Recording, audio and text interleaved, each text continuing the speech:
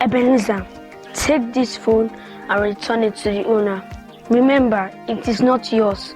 Take this phone and give it to the owner immediately. See, carry this phone. If you carry on, man, you get things where you go do. You go play game, you go watch cartoon, you go watch many things. All those kids show where they online, you go watch them. You even go browse for Facebook. Just carry and go to your class. You can see people. They don't get this type. But when your teachers, the one they see, did they get this type?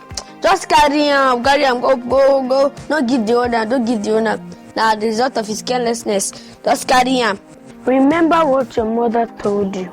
Ebenezer, don't take what does not belong to you. Anytime, anywhere, don't forget these words.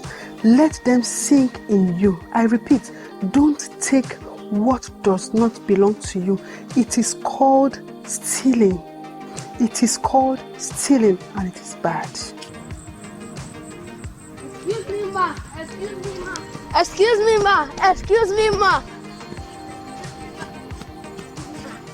Ma, you dropped your phone. Wow, thank you very much. God bless you. What's your name? Ebenezer. God bless you. You have saved me a lot, and you will be rewarded someday for this good act of kindness. God bless you. Bye.